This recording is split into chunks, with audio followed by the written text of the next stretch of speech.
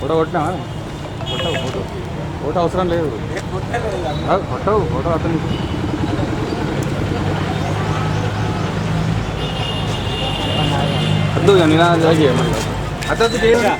భారతదేశ ప్రధాని గారిని వారి చిత్రపటాన్ని తగలబెడుతూ చెప్పులతో కొట్టడం చాలా దురదృష్టకరం.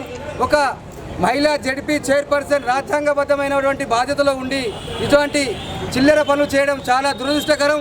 ఒక దేశ ప్రధాని గారిని అవమానించడం ఇది మేము భారతీయ జనతా పార్టీ నుంచి తీవ్రంగా ఖండిస్తున్నాం. ప్రపంచ దేశాలు నరేంద్ర మోడీ గారికి రెడ్ కార్పెట్ పరుస్తూ ఆయనని ఆదరిస్తూ అభిమానిస్తుంటే కేవలం ఒక లిక్కర్ స్కామ్లో అరెస్ట్ అయినటువంటి కవితను అరెస్ట్ చేసి అది ఈడీ పని ఈడీ చేసుకుంటూ పోతుంది. ఈడీకి వీరి తప్పు చేయనట్టయితే వీరికి ఎందుకు భయం? వీరు రోడ్డుపైకి ఎక్కి ఒక దేశ ప్రధానిని వారి చిత్రపటాన్ని కాల్చి దహనం చేసి చెప్పులతో కొట్టడం అనేది ఇది చాలా దురదృష్టకరం. యావత్ భారతదేశం అంతా కూడా దీన్ని సిగ్గుపడే విధంగా ఈ బీఆర్ఎస్ పార్టీ నాయకులు చేయడం సరైనది కాదు. మేము ఈరోజు బీఆర్ఎస్ జగిత్యాల జడ్పీ చైర్పర్సన్ దావ వసంత సురేష్ గారుల పైన వెంటనే కేసు చేయాలని చెప్పి పట్టణ పోలీస్ స్టేషన్లో ఫిర్యాదు చేయడం జరిగింది. ఇకనైనా కానీ వారు బేషరత్తుగా నరేంద్ర మోడీ గారికి క్షమాపణ చెప్పాలని చెప్పి తెలియజేస్తున్నాం. లేదంటే ఎక్కడికక్కడ బీఆర్ఎస్ నాయకులను అడ్డుకొని వాళ్ళను ఎలా చేయాలో అలా చేస్తాం. ఎందుకంటే ఒక దేశ ప్రధాని ఉన్నతమైనటువంటి బాధ్యతలు ఉన్నటువంటి వీరు ఒక జడ్పీ చైర్పర్సన్ రాజ్యాంగబద్ధంగా ఉన్నటువంటి పదవిలో ఉండి ఇటువంటి చిల్లర రాజకీయాలు చేయడం ఇది సరైనది కాదు. వెంటనే బేషరత్తుగా నరేంద్ర మోడీ గారికి క్షమాపణ చెప్పి నరేంద్ర మోడీ గారి చిత్రపటానికి పాలాభిషేకం చేయాలి జడ్పీ చైర్పర్సన్ అని చెప్పి భారతీయ జనతా పార్టీ జగిత్యాల నుండి డిమాండ్ చేస్తున్నాం. భారత్ మాతాకి జై. ఘటన ఒక దేశ ప్రధాని నరేంద్ర మోడీ గారి చిత్రపటాన్ని అవమానపరుస్తూ చిత్రపటాన్ని తగలబెట్టడం అంటే ఇది భారత రాజ్యాంగాన్ని భారతదేశ గౌరవాన్ని మంటగలిపే విధంగా ఉన్నది. ఇలాంటి చర్యలను మేము తీవ్రంగా ఖండిస్తున్నాం. ఒక భారత రాజ్యాంగ పదవిలో ఉన్నటువంటి ఒక జడ్పీ చైర్మన్ సుత ఒక మహిళ ఉండి ఒక దేశ ప్రజలకు మహిళలకు ఎన్నో సంక్షేమ ఫలాలు అందిస్తున్నటువంటి ప్రపంచం మెచ్చుకుంటున్నటువంటి ప్రధానమంత్రి నరేంద్ర మోడీ గారు అలాంటి ప్రధానిని ఒక భారత రాజ్యాంగ పదవిలో ఉన్న జడ్పీ చైర్మన్ గారి పర్యవేక్షణలో ఇలాంటి సంఘటనలు జరగడం చాలా దురదృష్టకరం. వెంటనే ఈ జడ్పీ చైర్మన్తో పాటు అందులో పాల్గొన్నటువంటి ప్రతి వ్యక్తి పైన కేసు పెట్టి అరెస్ట్ చేయాలని భారతీయ జనతా పార్టీ పక్షాన డిమాండ్ చేస్తూ ఉన్నాం. ఇలాంటి వారిని ఒక ఈడీ తన పని తను చేసుకుంటూ పోతుంది. ఒక మద్యం మత్తులో రాష్ట్రాన్ని ముచ్చినటువంటి తండ్రి మద్య వ్యాపారాన్ని దేశానికి పరిచయం చేసినటువంటి కూతురు రైల్ స్టేషన్లో రైళ్లతో పాటు రైల్వే స్టేషన్ తగలబెట్టిన కొడుకు అగ్గిపెట్టె దొరికినటువంటి అల్లుడు ఇలాంటి ఘటనలు ఎన్నో చేసినటువంటి మీ కుటుంబం ఇంకా మీ కుటుంబం ఎన్నో చూడాల్సిన పరిస్థితుల్లో రాష్ట్ర ప్రజలు మీకు గుణపాఠం చెప్పాల్సిన పని గుణపాఠం చెప్పారు. ఇంకా భవిష్యత్తులో ఇలాంటి ఘటనలు జరిగినట్టయితే ఇప్పటికీ మీ పార్టీ భూస్థాపితం కాబోతున్నది. ఇంకా భూస్థాపితం అవుతుంది. ఇలాంటి ఘటనలు తీవ్రంగా భారతీయ జనతా పార్టీ ఖండిస్తున్నాం. రాబోయే రోజుల్లో మీరు మీ పార్టీ తెలంగాణ రాష్ట్రం నుంచి సుత విముక్తి కలగబోతుంది. అలాంటి పార్టీ ఇలాంటి చిగ్గుమాలిన పనులు చేయడం అంటే మంచిది కాదు.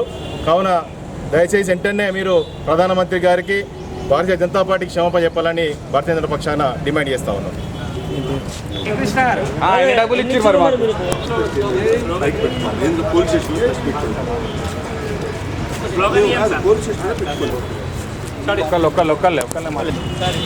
भारत माता की जय, भारत माता की जय, जय जय माता, भारत माता. नरेंद्र मोदी गारी नायकत्వం వర్ధిల్లాలి, नरेंद्र मोदी गारी नायकत्వం వర్ధిల్లాలి. बीजेपी जिंदाबाद, बीजेपी जिंदाबाद, भारतीय जनता దేశానికి ఘనత.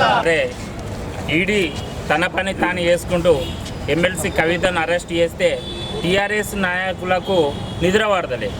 వాళ్ళు ఏం చేయాలి? కవిత తప్పు చేసింది కనుక వారు మరి మోడీ గారికి మరి ఈడీ వారికి శుభాకాంక్షలు చెప్పాలి. తప్పు చేసింది కనుక వారు ఉల్టా వచ్చి నరేంద్ర మోడీ గారు ఓట్లు ఎన్నికలు ఉన్నాయని చెప్పి మరి నిన్న దిష్టిబొమ్మ దగ్ధం చేయడమే కాకుండా మరి చెప్పులతోటి కొట్టిన వారిని వెంటనే అరెస్ట్ చేయాలి, బేషరతుగా క్షమాపణ చెప్పాలి. మరి జడ్పీ చైర్మన్ దా వసంత గారి ఆధ్వర్యంలో నిన్న జరిగింది. మేము ఒక్కటే హెచ్చరిక చేస్తున్నాం, మేము గిట్ట తిరగబడితే మీరు టీఆర్ఎస్ జగిత్యాల తిరగది. ఒకటే హెచ్చరిస్తున్నాం, వెంటనే క్షమాపణ చెప్పి వారిని అరెస్ట్ చేయనట్టయితే ఎస్పీ గారి దృష్టికి తీసుకుపోయి ఇవాళ గిట్ట అరెస్ట్ చేయకపోతే పెద్ద ఎత్తున ఉద్యమం చేస్తామని చెప్పి డిమాండ్ చేస్తాం. నిన్న కల్వకుంట్ల కవిత అనే మాజీ ఎంపీ గారిని దొంగతనం కేసులో, అంటే దొంగతనం కేసే అంటారు, దాన్ని నవ్వాల్సిన అవసరం లేదు. ఇప్పుడు నేను తప్పు చేస్తే పోలీస్ స్టేషన్ పట్టుకొస్తారు, తప్పు చేసిన వాటే దొంగను కాబట్టి పట్టుకొస్తారు. కాబట్టి ఆమె కూడా దొంగతనం చేసింది.